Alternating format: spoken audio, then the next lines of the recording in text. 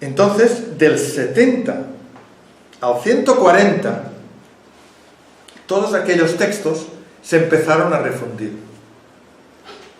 Y un papa que le dijo a San Jerónimo, tienes que traducir todo esto para que salga una Biblia. Esta es historia. Luego significa que la Iglesia de Roma le interesó muchísimo aposentarse bajo estos 3 puntos de vista para que todo lo demás fuera fuera de lugar. Y de hecho, tanto unos como otros, incluso los templarios, fueron perseguidos. La única cosa que los templarios, además de ser de buena fe que se dice, pues eran los banqueros de Europa. Pero fuera parte de todo esto, la Iglesia lo único que ha hecho, al menos sabido, ha sido perseguir a las personas que han querido ser seguidores de Cristo. Alguna razón habrá. ¿Vale? Los judíos, a ver, es que la expansión de los judíos es tan enorme que los reinos de Europa, todos parten de judíos. ¿Pero por qué se les tiene manía? Pues porque son unas personas que se basan en algo de ellos y lo de los demás no vale. No existe. No se integra en ninguna parte. Claro. Entonces, ¿pero quién mató a Jesús? ¿Un judío o un romano? a ver, hay una frase muy buena de Jesús. Dice, dad a Dios lo que es de Dios y al César lo que es del César. Si esta frase yo la coloco, pues interpretada bajo tributos, bien puedo decir, no deis nada a César, porque nosotros seguimos la pauta de los judíos. Entonces tengo que considerar que Jesús era un revolucionario. Vale, si era un revolucionario y era un agnóstico y encima tenía la idea de no crear ninguna iglesia porque su motivo era totalmente nazareno, agnóstico y cristiano, entonces la iglesia se formó bajo otro punto de vista. Entonces el punto de vista que se formó fue a través de Pablo. Pedro nunca fue papa. Pedro nunca fue obispo de Roma. Pero se construyó así. Todo el mundo se lo ha creído.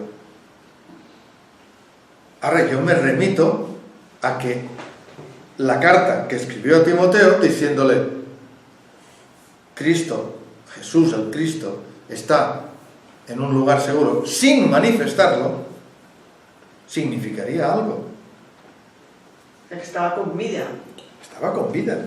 Aparte de eso, a ver, si yo tengo que considerar que huyeron hacia, digamos, el sur de Francia y se aposentó la iglesia nazarena allí, Jesús pudo ir también a el sur de Francia, porque en esa posibilidad María Magdalena pudo estar también en Montserrat. Por lo tanto, aquel grupo se movía enormemente. Y aquel grupo, a ver, pasaba desapercibido. Sara Tamar pasó desapercibida, pero tuvo descendencia. Cuidado, porque de los 2 hijos, uno era de la casa de David, el otro lo nombraron niño del Grial. ¿Se supone que quedó en Gran Bretaña? ¿Quién de los 2?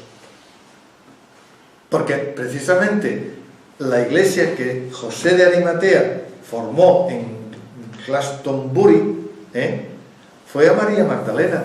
Y al año siguiente, Jesús Justus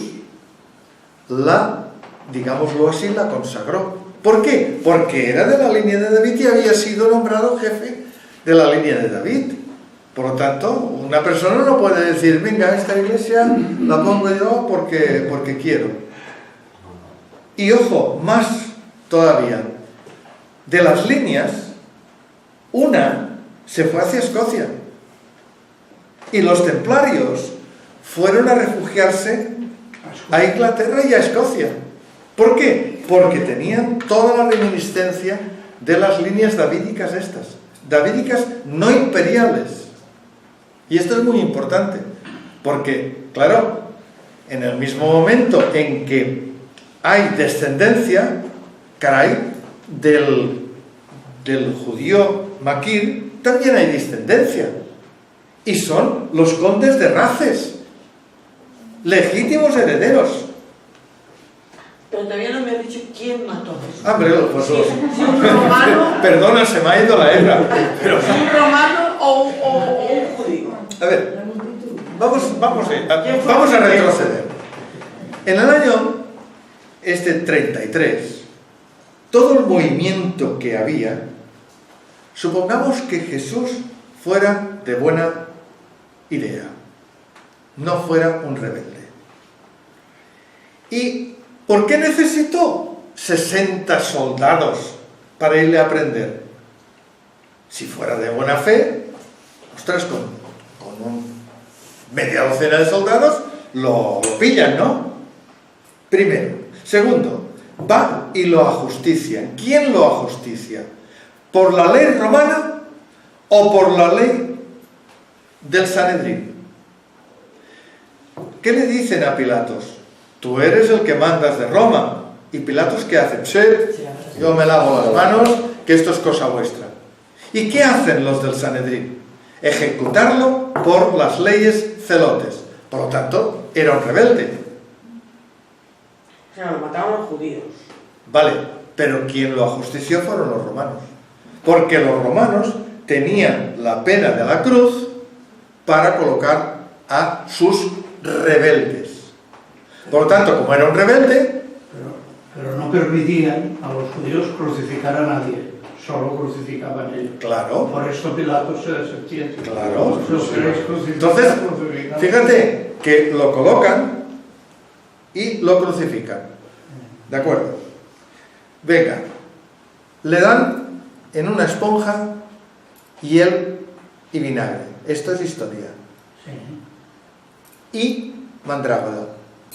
¿Y? Mandrágora, que es una hierba por la cual en ciertas dosis produce un estado totalmente colapsado. Muy bien. O anestesia. O anestesia. De acuerdo.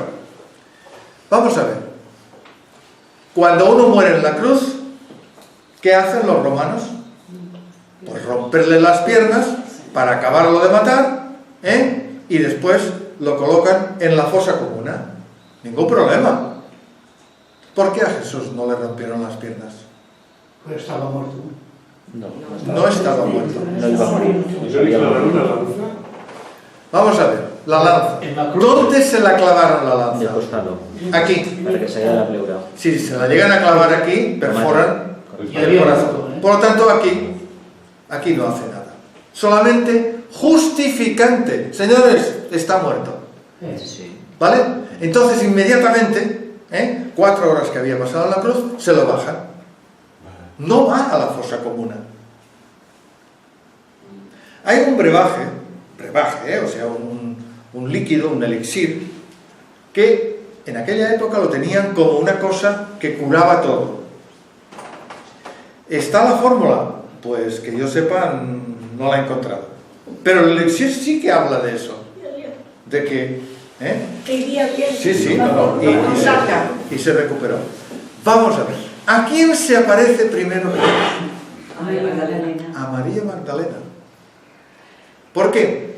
Porque era su esposa, su compañera, llámale su mujer espiritual, porque todo cabe dentro de aquella línea mesiánica que ha de interpretarse para poder justificar lo que los libros después dicen.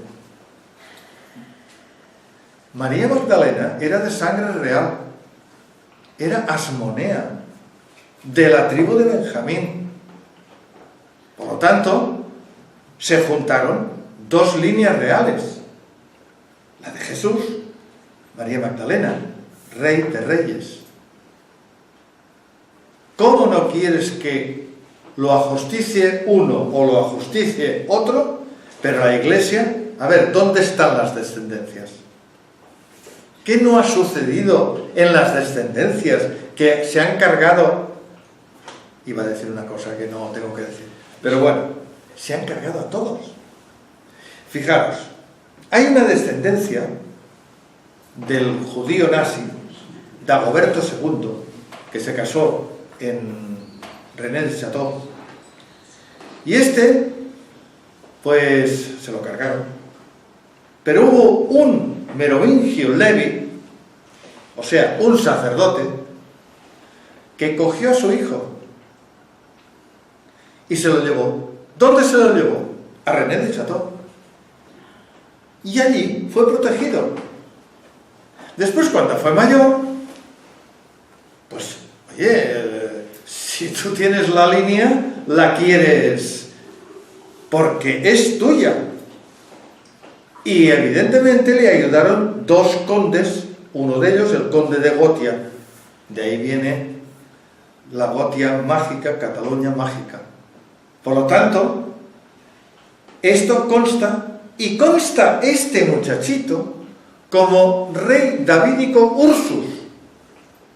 Por lo tanto, línea merovingia. ¿Sería aquel personaje un personaje de los merovingios? No se sabe. Pero la cuestión es que el padre de Carlomagno lo fue a buscar allí y le dijo: venga, al condado de Septimania, a mandar para allá. Y después los enlaces son así. Y después aparecen 4 líneas. Una acaba en el condado de Foix. Línea davídica, ¿eh? Línea davídica. Por lo tanto, si aparece en línea davídica, los Capeto fueron línea davídica imperial. ¿Y quién es el que sucede? Hasta el... ¿Cuándo fue esto? Sí, en el 1900. Había un conde de Gavaldà que era línea davídica. Este señor, escucha, si tú le preguntas, ¿tú eres de la línea? Sí, dirá: hombre, yo tengo el título de línea davídica, ¿vale? Y después resulta que la historia misma te está reflejando que un señor que quería el lugar de los Capetos, o sea, la línea que no era legal, y él era legal, automáticamente, pues, le va y le construyen un reino, porque era rey sin reino. ¿Y qué reino le construyen? El reino de Jerusalén. Y lo nombran rey de Jerusalén. Y la sucesión de este señor, reyes de Jerusalén, hasta que se pierde. Al cabo de unos años se perdió, pero después volvió otra vez. Entonces, hay que... Digas.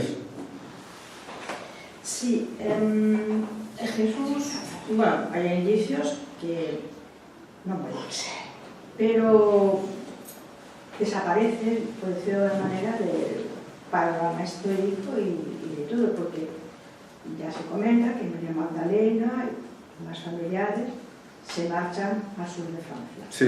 Y allí tiene más descendencia, lo cual quiere decir que Jesús estaba por ahí. Es lo que se supone. Pero mi interrogante es ¿por qué no se comenta nada de él? O sea, realmente hay como una especie de silencio, incluso por parte de los mismos familiares. Vamos a ver. Cuando una persona deja descendencia, y ahora vamos a vestirlo bajo nuestro punto de vista, Cuando una persona deja descendencia y dice: escucha, que me han martirizado una vez, no me van a martirizar 2 veces, pregono en silencio, y ya está bien. ¿Dónde pregonaban aquellas familias? Pregonaban en casa de cada uno. Recordad una frase que es muy curiosa. Jesús estaba, antes de martirizarlo, en casa de unos judíos o unos lo que fuera. Y va uno de la casa y le pregunta: escucha, Jesús, fuera está tu madre y tus hermanos. Y él contesta: quien me escucha es mi madre y mis hermanos. ¿Por qué esa separación? Eran familia, ¿verdad? Pero Jesús, ¿a dónde pregonaba? Pregonaba a alguien que pudiera entender sus palabras para que continuase con un cristianismo que precisamente en el siglo XI los albigenses pudieron interpretar. Uno mismo. Es uno mismo que tiene que hacer el camino. No te tiene que mandar nadie. Por lo tanto, eso es lo que pregonaba Jesús. Por eso, Jesús les contestó: quien me escucha, vosotros sois mi padre, mi madre, mis discípulos, mis hijos, mis hermanos. Porque no había distinción. La distinción ya estaba en la línea. Pero es que Jesús, cuando ocurrió el 44, María Magdalena marchó hacia Judea. Marchó de Judea a Francia. Pero Jesús se marchó a Asia Menor, Turquía. ¿Vale? Para solucionar ¿qué? Todo lo que había pregonado Pablo de Tarso a los corintios, que ya está bien. Sí. Una pregunta concreta. En la primitiva iglesia de Cristo, el último mandamás de la primitiva iglesia de Cristo era Silvestre, que es el que se vendió a Constantino. Es el que, vamos a decir, que permitió que, porque si no, le hubiera ido la vida. En la primitiva iglesia de Cristo era el que mandaba, bueno, era porque eran diáconos y diaconisas. Sí. Lo mismo era el hombre que la mujer. Pero esto es la iglesia nazarena, no en la iglesia católica. No, nazarena, sí. La primitiva, por eso digo, la primitiva iglesia de Cristo. Sí. Que habían diáconos y diaconisas. Y Silvestre fue el último, diríamos, cabeza, que fue el que permitió que hubiera el cambio con Constantino. Pero fíjate que, Constantino hizo lo del concilio de Nicea, porque le interesó, pero antes de hacerlo se volvió al cristianismo. ¿Qué hizo Clodoveo I para que las líneas merovingias fueran líneas reales? Convertirse al cristianismo, era arriano. Por lo tanto, significa que de aquellos primeros sacerdotes pescadores que hubo durante casi 300 años, desde que María Magdalena apareció, porque antes de María Magdalena aquello eran tribus, eran visigodos, moviéndose para un lado, para otro. Lo que pasa es que a todo el mundo le gusta hacer un territorio, ¿vale? Pero claro, es que Jesús fue hacia Turquía en el 44, pero es que Jesús murió muy mayor, porque si no, no cuadran los números. Incluso se dice que Jesús volvió con María Magdalena, pero en el año 63 murió María Magdalena. Su madre ya había muerto. Su madre murió 15 años después del 33. Por lo tanto, significa que Jesús, ¿qué hace? Irse a la tribu de los sacerdotes, Levi, por lo tanto se tiene que ir a Cachemira. No estaba equivocado Andreas Faber-Castell, no estaba equivocado. Lo que pasa que, si tú escribes un libro tienes que poner una de cal y una de arena, porque si no, pues no te lo dejo. Bueno, Moltes gràcies, vale, a vosaltres. Moltes gràcies.